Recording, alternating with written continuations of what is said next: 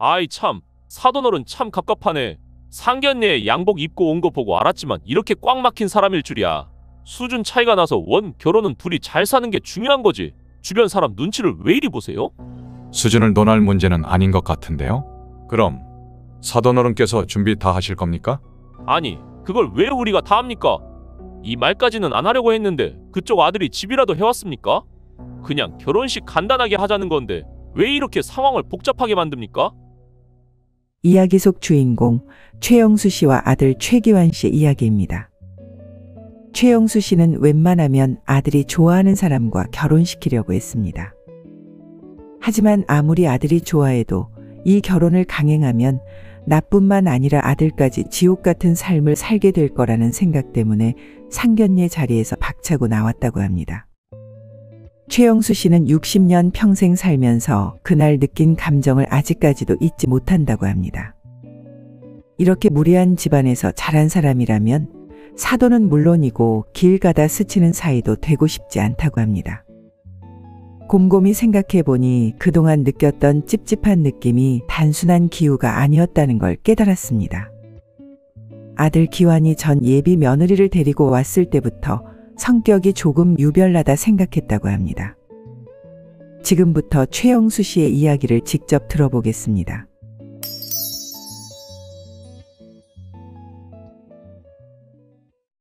이 일이 터지기 6개월 전, 저는 은퇴 후 낚시와 등산으로 여유로운 일상을 보내고 있었습니다.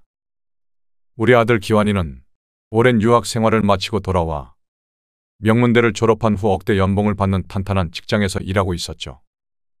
공부도 운동도 잘하는 아들이었기 때문에 주변에서 중매를 서겠다는 사람들이 참 많았습니다. 아드님이 그렇게 잘났으니 결혼할 사람 소개 좀 시켜주세요. 아들이 원해야 소개를 해주든가 하죠. 아들, 왜 안 받아? 저는 결혼 생각 없어요. 지금 혼자가 너무 편해요.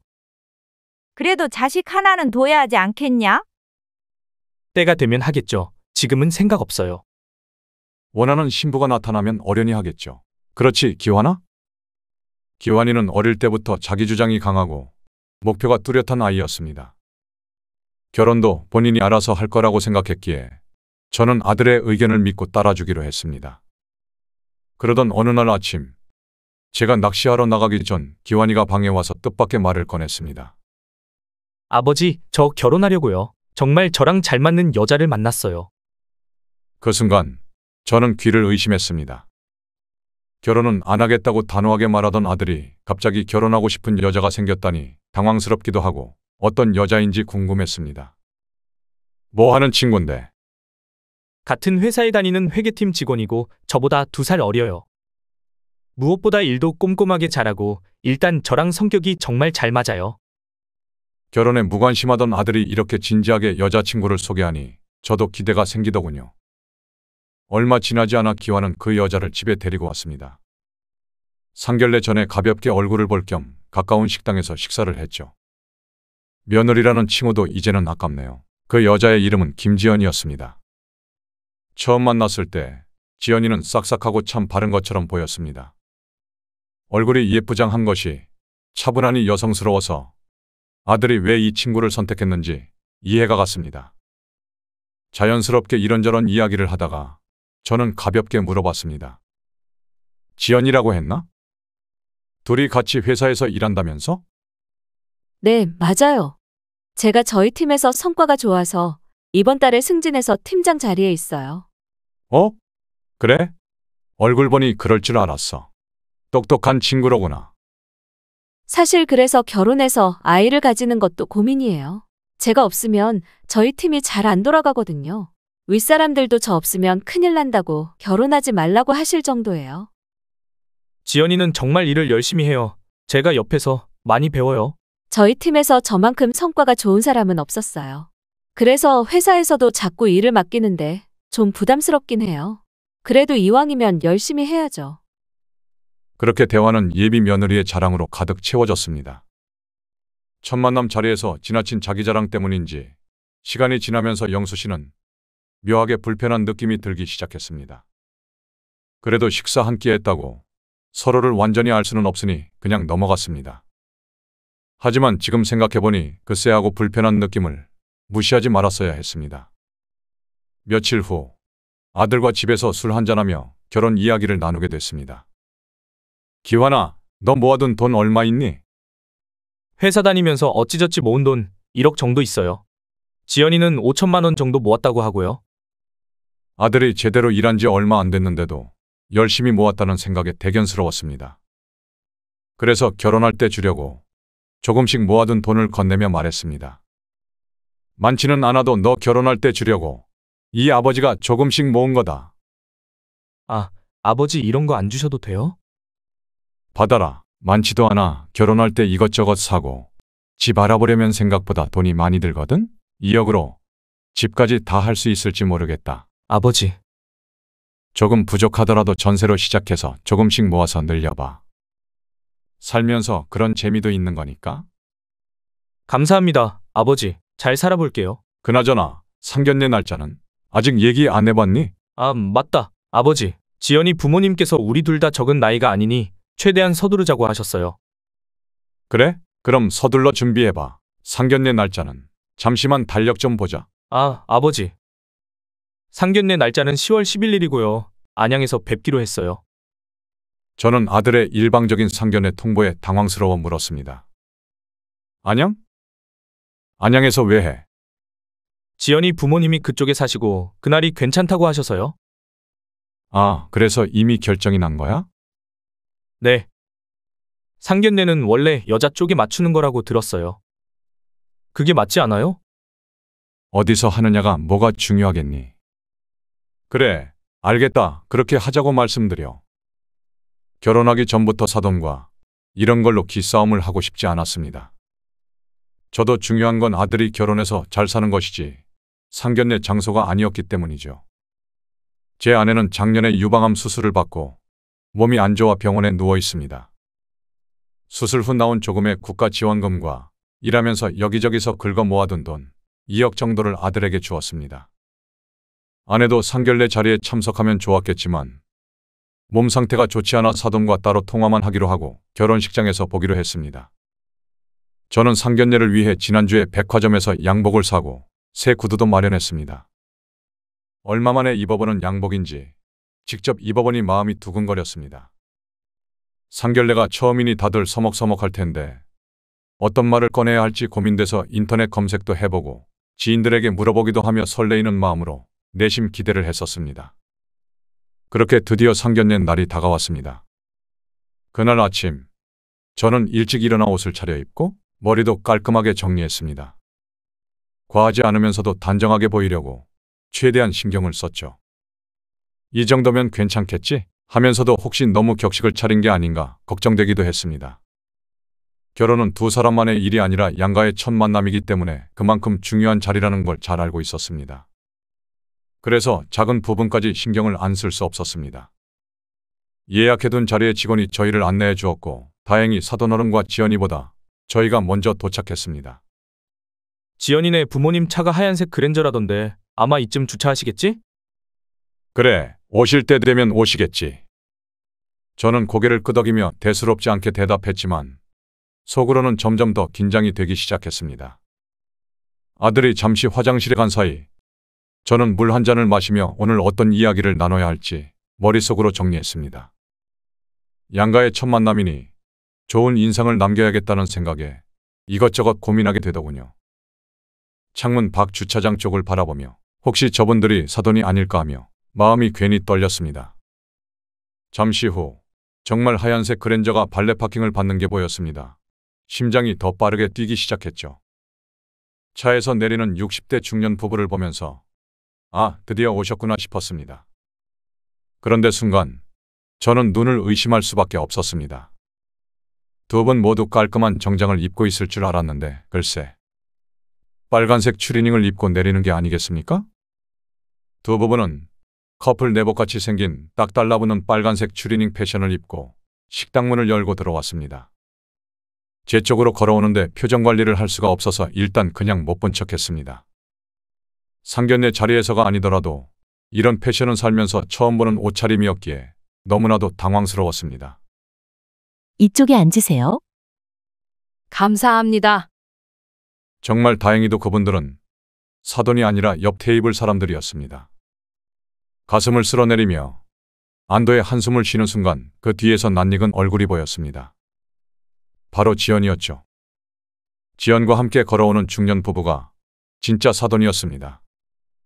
그러나 사돈을 본 순간 아까 추리닝을 입고 내린 사람들만큼이나 당황하지 않을 수 없었습니다. 안녕하십니까.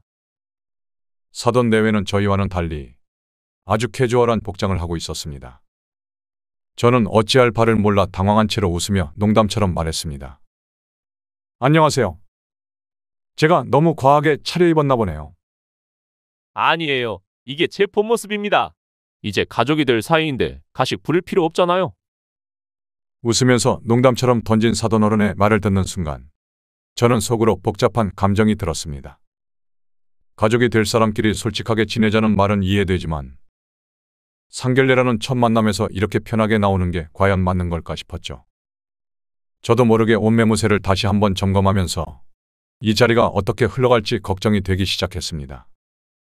그래도 한 가족이 될 사돈과 첫 식사 자리인 만큼 분위기를 망치지 않으려고 애썼습니다. 표정 관리에 신경을 쓰며 말했습니다.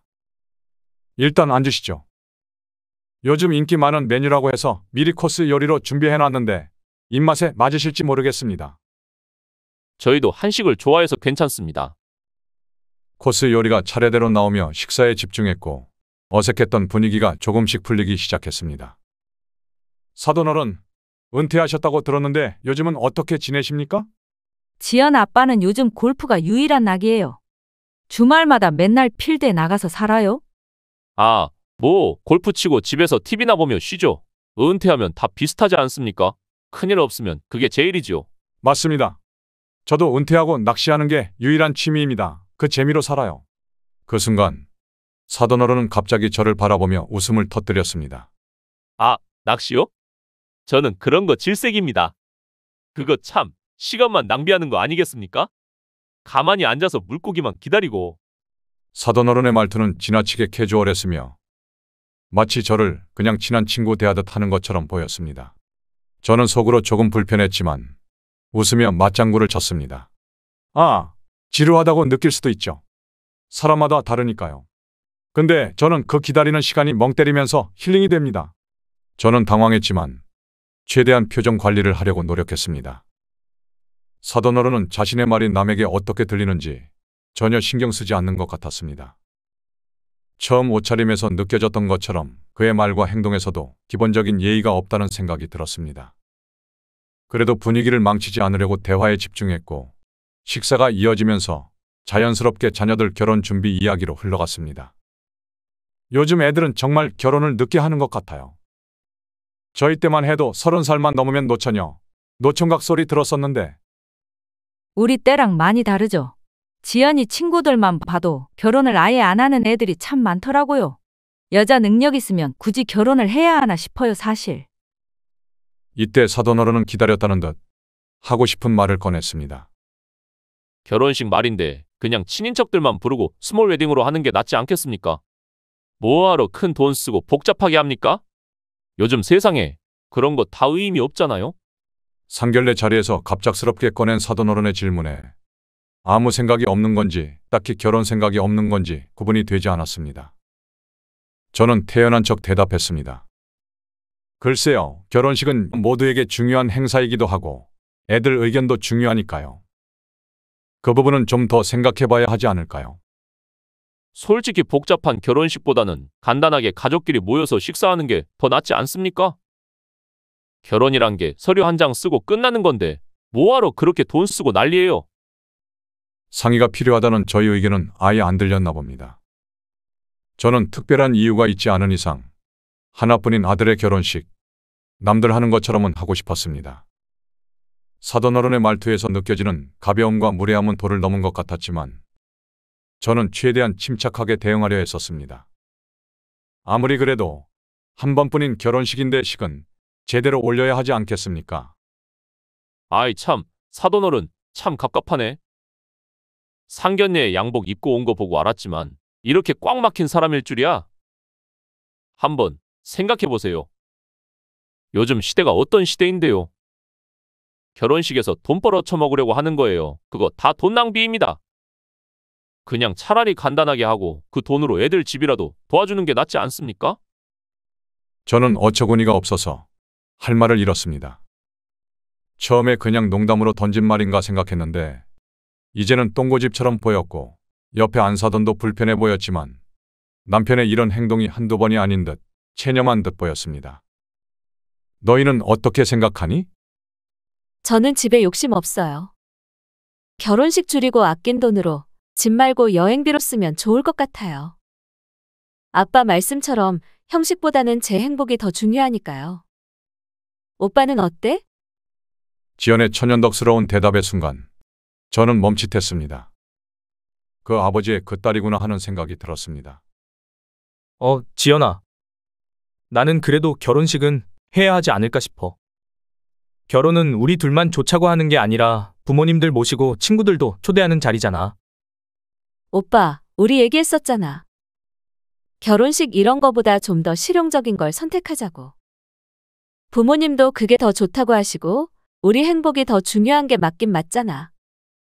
우리 때문에 형식적으로 하는 거라면 굳이 할 필요 없어요. 그냥 가족끼리 소소하게 식사 대접하면 그만이죠. 우리보다 애들 의견을 따르는 게 맞다고 생각해요. 결혼식 날짜를 논의해야 할 자리에서 사돈어른의 황당무계한 의견으로 대화가 산으로 가버렸습니다. 사돈어른, 이 결혼은 우리만 생각해서 난 되잖아요. 이렇게 한쪽에서 일방적으로 이야기하면 곤란해요. 누군가에게는 형식적인 행사로 보일 수 있지만 결혼식은 아이들이 새로운 가정을 시작하는 중요한 출발점이에요. 그냥 간단하게 생각하고 넘길 문제는 아닌 것 같습니다. 저희도 수많은 지인의 결혼식에 다녀왔고 예의상 결혼식은 평범하게 진행하는 게 맞지 않습니까? 아유, 수준 차이가 나서 이 결혼 힘들겠네요. 결혼은 둘이 잘 사는 게 중요한 거지. 주변 사람 눈치를 왜 이리 보세요? 저는 놀라서 잠시 할 말을 잃었지만 다시 침착하게 대답했습니다. 수준을 논할 문제는 아닌 것 같은데요? 그럼 작게 결혼식을 치르면 사돈어른께서 준비 다 하실 겁니까? 아니, 그걸 왜 우리가 다 합니까? 이 말까지는 안 하려고 했는데 그쪽 아들이 집이라도 해왔습니까? 그냥 결혼식 간단하게 하자는 건데 왜 이렇게 상황을 복잡하게 만듭니까? 그 순간 저는 더 이상 이 결혼이 의미가 없다고 확신했습니다. 소규모 결혼식을 한다고 해도 평생 이 상식적이지 못한 집안에 맞춰 살아야 할 것 같았습니다. 저뿐만 아니라 우리 아들도 분명 불행해질 게 뻔했죠. 저는 벗어두었던 양복을 걸치고 나갈 준비를 했습니다. 사돈어른, 저희는 이 결혼에 대해 다시 진지하게 생각해 봐야 할 것 같습니다. 오늘 상견례는 여기서 마무리하는 게 좋겠네요. 아니, 사돈 이게 무슨 상황입니까? 지금 애들 결혼식을 안 시키겠다고요? 기환 오빠, 무슨 말이라도 해봐. 지연아, 나도 이건 이해할 수 없는 부분이야. 이렇게까지 무시당하면서 너랑 결혼할 생각은 없다. 미안해. 앞으로 연락 안 했으면 좋겠다. 그렇게 1시간도 채 안 되는 시간 동안 상견례는 피 튀기듯 치열하게 끝났고 최영수 씨와 아들 기환은 아무 말 없이 택시를 타고 집으로 향했습니다. 최영수 씨는 머릿속이 복잡했습니다. 이렇게까지 하고 싶지는 않았지만 사돈의 무례함을 참아 넘기기엔 그 한계를 넘은 상황이었습니다. 그 자리에서 결단을 내릴 수밖에 없었던 건 이 결혼이 진행되었을 때 아들이 겪게 될 불행이 너무도 명백했기 때문입니다. 조용히 흐르는 차 안의 정적 속에서 최영수 씨는 아들 기환을 바라보며 조심스럽게 입을 열었습니다. 기환아, 괜찮니? 창밖을 하염없이 바라보던 아들 기환이는 깊은 숨을 내쉬며 저를 향해 고개를 돌렸습니다. 기환이의 얼굴엔 여러 감정이 뒤섞여 있었습니다. 아버지, 저 지연이 진심으로 사랑했어요. 지연이랑 같이 있으면 행복해요. 근데 제 감정 하나로만 결혼을 유지할 수 없다는 걸 오늘 깨달았어요. 사돈어른이 그런 분이라는 걸 알고도 그냥 결혼을 밀어붙였다면 그 불행은 아마도 피할 수 없었을 거예요. 아버지, 용기 내서 말씀해 주셔서 정말 감사해요. 저도 사랑에만 눈이 멀어 앞에 놓인 문제들을 제대로 보지 못했던 것 같아요. 어쩌면 아버지가 아니었다면 그 길로 계속 갔을지도 몰라요. 저는 아들의 말에 마음이 먹먹해졌습니다. 아들의 결정을 존중하고 싶었지만 이번만큼은 아버지로서 나서야 한다는 책임감을 느꼈습니다. 그래, 한동안은 힘들겠지만 나중에 돌아보면 너도 알게 될 거야. 내가 옳은 결정을 했다고 말이야. 아빠가 준 돈으로 여행도 다녀오고 마음도 좀 추스르고 쉬어라. 아빠는 네가 행복하기만 하면 그걸로 충분해. 감사해요, 아버지. 그렇게 상견례에서 사건은 추억으로 남겨졌고 1년이라는 시간이 흘렀습니다. 그리고 기환은 새로운 여자친구를 만났습니다. 그 상견례 사건 이후로 기환은 자신의 이상형이 완전히 바뀌었다고 합니다. 이제 외모보다는 사람의 성품과 인성을 가장 중요하게 생각한다고 합니다. 무엇보다 결혼을 결심하기 전에 그 여자친구의 부모님을 가장 먼저 뵙고 온다고 합니다. 아버지, 저랑 어울리는 사람을 만난 것 같아요. 이 사람이랑은 결혼하고 싶어요. 그래? 부모님은? 오늘 이야기를 듣고 여러분은 어떤 생각이 드셨나요? 혹시 떠오르는 사람이 있나요? 결혼은 두 사람만의 일이 아니라 가정 간의 조화가 정말 중요합니다. 가치관과 그 사람의 인성이 무엇보다 중요한데 상대방을 보고 그걸 알아보기는 쉽지 않죠. 그래서 오늘은 상대의 인품을 쉽게 알아볼 수 있는 3가지 방법을 알려드리겠습니다. 첫 번째는 첫인상입니다. 물론 외모가 전부는 아닙니다.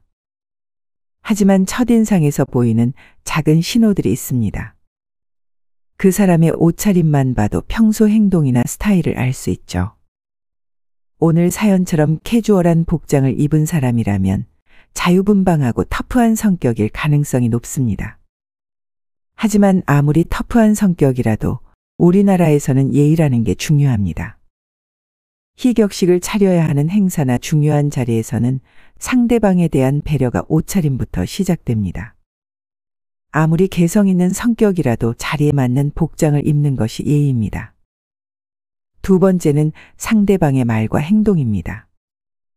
겉으로는 문제가 없어 보일 수 있지만 말과 행동에서 그 사람의 인품을 엿볼 수 있습니다. 아무리 자신이 가진 것이 많고 대단한 사람이라 해도 직접 입으로 꺼내는 사람은 오히려 볼품없어 보입니다. 굳이 말하지 않아도 자연스럽게 그 사람의 가치가 흘러나오도록 하는 것이 중요합니다. 세 번째는 집안의 가치관과 자라온 환경입니다. 결혼은 단순히 두 사람의 사랑만으로 이루어지는 게 절대 아닙니다. 아무리 둘이 죽고 못 살아도 양가의 가치관이 다르면 그 관계는 끝내 조화를 이루기 어렵습니다. 어떤 사람은 나와 비슷해 편안하지만 어떤 사람은 마치 다른 나라 사람처럼 느껴지기도 하죠. 이런 차이는 결혼 생활에서 큰 걸림돌이 될 수 있습니다. 결혼은 육체적, 정신적으로 가장 가깝게 연결되는 사이여야 합니다. 어느 정도 맞춰줄 수 있어도 너무 다르면 계속 부딪힐 수밖에 없습니다. 말씀드린 3가지는 결혼뿐만 아니라 내 주변에 가장 가까운 사람들과의 관계에서도 갈등이 반복된다면 한번 점검해 보면 좋습니다. 나와 맞지 않는 사람을 억지로 바꾸려 하기보다는 적당히 거리를 두는 것이 현명할 수 있습니다. 무엇보다 내 행복이 가장 중요하니까요. 오늘 이야기가 도움이 되셨다면 좋아요와 구독 부탁드립니다. 앞으로도 지혜로운 이야기로 찾아뵙겠습니다. 남은 시간도 좋은 하루 되세요. 감사합니다.